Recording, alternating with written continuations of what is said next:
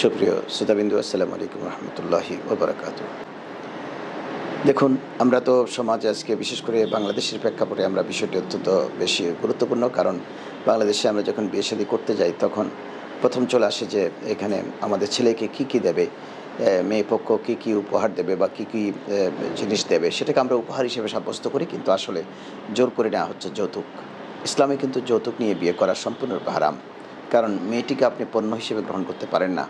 এটা আল্লাহর পক্ষ থেকে মহান এক নিয়ামত। এই জন্য রসুল করিম সাল্লাল্লাহু যৌতুক প্রথা ক্যান্সেল করে দিয়েছেন, ওয়ালিমা প্রথা চালু করেছেন। অর্থাৎ তোমরা যখন একটা মেয়েকে বিয়ে করে তোমাদের বাড়িতে নিয়ে আসবা, তখন হুজুর পাক সাল্লাল্লাহু বলেছেন আউলিম বিশাতেন, একটি ছাগল দিয়ে হলেও, একটা বকরি দিয়ে হলেও তোমরা কী করো, ওয়ালিমা উদযাপন করো। অর্থাৎ তোমরা তোমাদের বাড়িতে একটা খাবার দাবারের শুকরিয়া ইন্তজাম করো।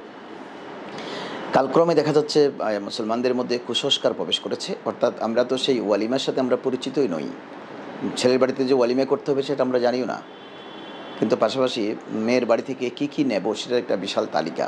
প্রথম মেয়েকে বিয়ে দেওয়ার সময় মেয়ের বাবার হাতে তুলে দেওয়া হয় একটা বিশাল ফর্দ, হচ্ছে আমাদেরকে ফার্নিচার দিতে হবে, আমাদেরকে টেলিভিশন দিতে হবে, ছেলেকে একটা মোটরসাইকেল দিতে হবে, এরপরে আমাদের জন্য 500 জন বরযাত্রী খাওয়াতে হবে, এভাবে ইত্যাদি ইত্যাদি বলে নানা রকমের বিষয় ওখানে নিয়ে আসা হয়।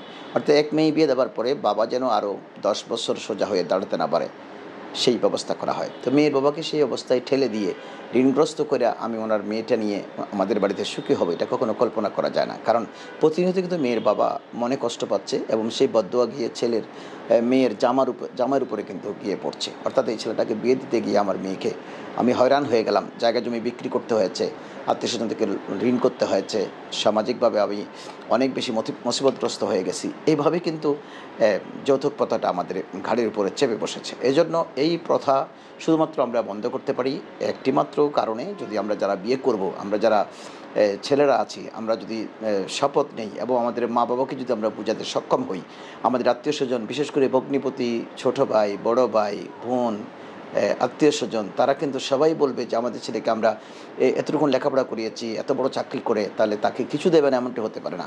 সে অফিসে যাওয়ার জন্য একটা মোটরসাইকেল লাগবে, আর সেই মোটরসাইকেল চালাতে চালাতে দেখলাম যে জামাইবাবু একদিন অ্যাক্সিডেন্ট করে মরেই যাচ্ছে, কিন্তু এটা যৌতুকের মোটরসাইকেল। কারণ এই মোটরসাইকেল নেওয়ার ক্ষেত্রে কারো না কারো কিন্তু নিঃশ্বাস আছে। কারণ এটা বাজার থেকে কিনে আনবার সময় বাবা কিন্তু কষ্ট পেয়েছে, কারো থেকে টাকা লোন করতে হয়েছে। এজন্য এই সমস্ত জিনিস চেয়ে বিয়ে শাদী করা সম্পূর্ণরূপে হারাম। এবং এভাবে যৌতুক নিয়ে যারা বিয়ে করেছে তারা কখনো সুখী হয়েছে আমার জানা নেই। কারণ তারা প্রতিনিয়ত আড়ালে কিন্তু তাদের শ্বশুর শাশুড়ির বদদোয়া নিচ্ছে। কারণ এরা দুজনা সবসময় চোখের পানি ফেলতেছে এবং তাদের মনটা ছোটো করে রেখেছে যে আমরা এক মেয়েকে বিয়ে দিয়ে এখনও সোজা হতে পারলাম না। এরপর আবার 500 জন বরযাত্রী, এভাবে কিন্তু এটা সম্পূর্ণরূপে শরীয়তে নিষেধ। আমাদেরকে বরযাত্রী প্রথা বন্ধ করে দিতে হবে। বরঞ্চ আমি যতক্ষণ পারি পরের দিন আমার বাড়িতে কিছু গরিব বুড়া বা আমার শ্বশুরপক্ষের কিছু মেহমানকে যদি আমি খাওয়াতে পারি, যদি আমার তৌফিক থাকে, এটা সুন্নত। তৌফিক না থাকলে সেটা ভিন্ন কথা। আবার সেটা চাপিয়ে দেওয়া ছেলের উপরে, সেটাও ঠিক না যে তোমরা 500 জন খেয়েছো, কালকে আমরা 300 জন আসবো। মেয়ে পক্ষ কিন্তু জোরাজুরি করে সেটাও চাপিয়ে দেয়, আবার ছেলেকে ফেলে আরেক মরণ পাদে যে খাওয়াতে হবে। কিন্তু এই দোনো পক্ষের বাড়াবাড়ি বন্ধ করে আমরা একেবারে শর্টকাট একটা বিয়ে যেন হতে পারে, একটা মেয়ে যেন স্বাচ্ছন্দ্যে আমাদের বাড়িতে নিয়ে আসতে পারে, মেয়ে সে যেন মানসিকভাবে প্রফুল্ল থাকে। মানসিকভাবে প্রফুল্ল থাকলে উনি স্বামীকে খেদমত করতে পারবে, শাশুড়ির খেদমত করতে পারবে, পাশাপাশি ওনার যে প্রজন্মটা আসবে তারা সুস্থ মানুষ হয়ে আসবে। কারণ উনি সবসময় শ্বশুরবাড়িতে ভালো থাকবেন। আর মা বাবা ভালো নেই সেই সংবাদ শুনে যদি মেয়েটা এখানে পেরেশানিতে থাকে, তাহলে কিন্তু ধীরে ধীরে ওই পরিবারের মধ্যে শান্তি নেমে আসবে।